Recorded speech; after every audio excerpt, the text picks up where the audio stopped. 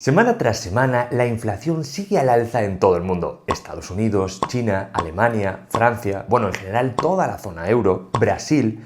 Ante este panorama de incremento de precios, la pregunta que muchos nos estamos haciendo es: ¿cuándo bajará la inflación? Hola inversores, soy Pablo Nogales y aunque cueste creer, a principios de 2021, hace tan solo un año y medio, la inflación interanual en Estados Unidos era de un 1,3%. Ahora en mayo de 2022 ha llegado a la sorprendente cifra de un 8,3%. Y ya no solo en Estados Unidos, sino que en toda la zona euro también se ha normalizado este incremento de precios superior al 8%. A pesar de que en este canal hemos seguido la evolución de precios desde el pasado verano y avisando de los peligros a los que nos podía llevar toda esta situación, creo que pocos eran capaces de imaginarse a los niveles que estamos llegando. Y obviamente el famoso conflicto bélico ha echado más gasolina al fuego. El principal problema de la inflación no es tanto un aumento puntual de la misma, sino que ésta se acabe convirtiendo en estructural, cosa que creo que debemos dar por sentada, ya que la inflación subyacente no para de subir. Ahora bien, ¿cómo saldremos de esta situación? Y más importante, ¿a partir de cuándo? ¡Veámoslo!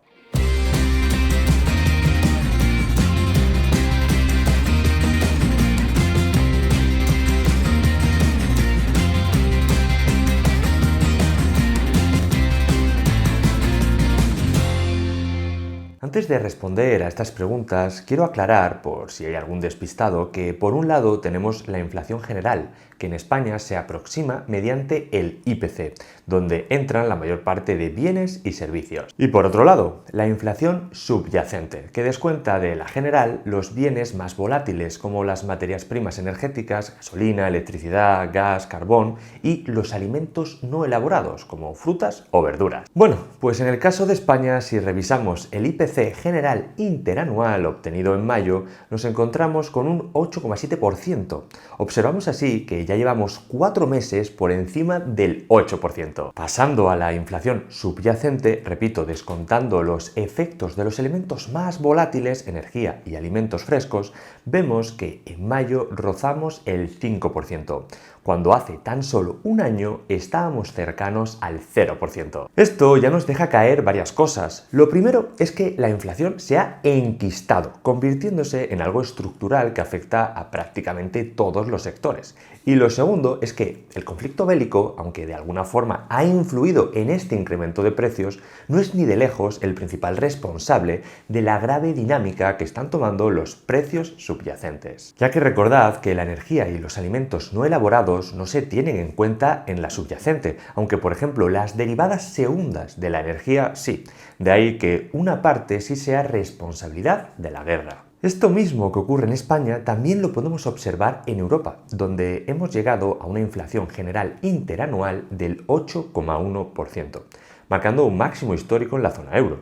Claramente la dependencia energética que tiene Europa, tanto de Rusia como del norte de África, tenía que pasar factura. Y así ha sido. Aunque descontando el factor energía, la inflación subyacente en la zona euro sigue el mismo camino que la española. Eso sí, con unos valores algo más reducidos, pero nuevamente marcando máximos históricos. Es increíble que con la grave situación de precios que tenemos en la zona euro, el Banco Central Europeo, el teóricamente responsable de controlar la inflación y la estabilidad monetaria, aún no haya dicho nada claro sobre subir tipos. Su ritmo de actuación es nulo y el problema es que lo estamos pagando todos los tenedores de euros, los cuales vemos como cada día podemos comprar menos cosas. Cruzando el charco y mirando los precios en Estados Unidos, apreciamos prácticamente lo mismo, un fuerte incremento en los últimos 12 meses, llevándolos a un 8,3%, algo inferior al dato de marzo, pero sigue siendo peor a las previsiones que había. En el caso de la subyacente estadounidense, podemos apreciar de antemano que los precios en 2018 y 2019 eran superiores a los europeos,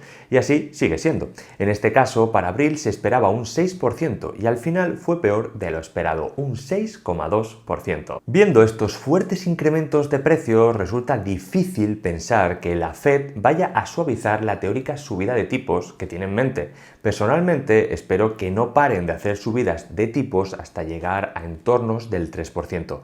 aunque tampoco creo que quieran subir mucho más, ya que el pago de los intereses de su deuda se les va a disparar. Lo que sí es seguro es que desde este canal seguiremos todo este tema con muchísima atención durante los próximos meses, así que suscríbete para no perderte nada. Ahora bien, la pregunta que todos nos hacemos: ¿cuándo se reducirá la inflación? Si por inflación entendemos la pérdida de poder adquisitivo de una divisa fiat, la respuesta es muy sencilla: nunca. El euro, el dólar, están en una constante depreciación de poder adquisitivo, básicamente por las reglas del juego, por la política monetaria que sigue, que más que preocuparse por la estabilidad de la propia divisa, se usa como herramienta política para conseguir votos y que los burócratas sigan en el poder.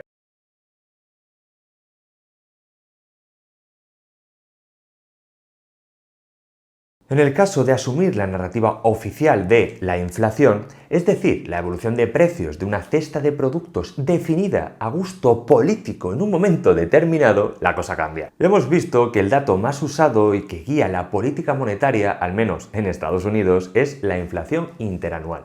Así que para responder a la pregunta de cuándo se reducirá la inflación, habría que pararse a pensar en cómo la medimos. Por definición, cualquier tasa interanual lo que nos viene a decir es la variación del valor de un índice del último mes respecto al mismo mes pero del año anterior. Matemáticamente, en una economía relativamente libre, vamos, que no sea una economía bananera como Venezuela, Turquía o Argentina, la inflación en algún momento se tiene que reducir, aunque solo sea por el efecto base. Pensad también que dependiendo del precio de un bien o servicio, este tendrá mayor o menor demanda. El principal problema de la situación actual es que casi todo está subiendo de precio. Cuando los precios empiezan a subir, la mayor parte de la gente se intenta adaptar, pero llega un momento en el cual si los salarios no han crecido a la par, algo que por desgracia pues es muy normal en España, llegamos a una situación muy delicada en la que tenemos que priorizar lo que queremos consumir, ya que el salario no nos da para cubrirlo todo. Elegir entre recortar en gasolina, cesta de la compra, alquiler, vacaciones, ir de restaurantes. Conforme vayan subiendo los precios de los bienes y servicios, menos personas estarán dispuestas a pagarlos,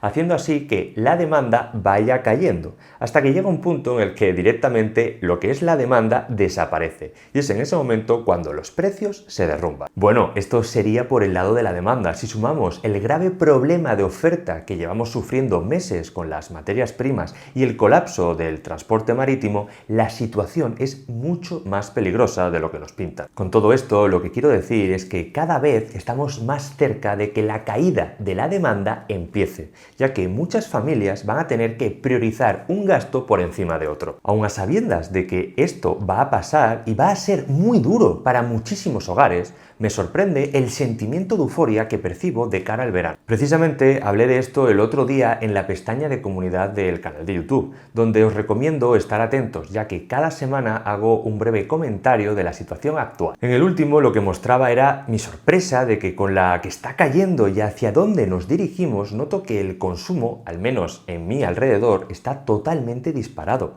Hoteles y restaurantes siempre llenos y no son precisamente baratos. Lo peor es que cada vez son más personas las que para mantener su alto estilo de vida mayor a sus posibilidades utilizan la deuda. Y eso es altamente peligroso. Revisando los datos históricos del IPC mensual en España me he encontrado con una curiosidad, y es que la inflación en los meses de febrero y agosto suele caer con bastante fuerza.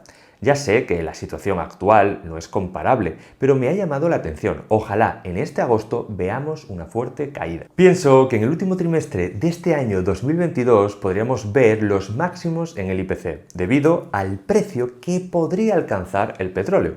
¿Aún más? Sí. La reapertura de China y la normalización del transporte marítimo es muy probable que disparen los precios al alza, ya que la oferta está muy pero que muy capada. Muchas gracias, burócratas, por apoyar la creación de riqueza y la actividad económica. Lo que no me cabe ninguna duda es que la sociedad actual, al menos la de Europa y Estados Unidos, no está preparada para soportar un año más inflaciones cercanas al 10%.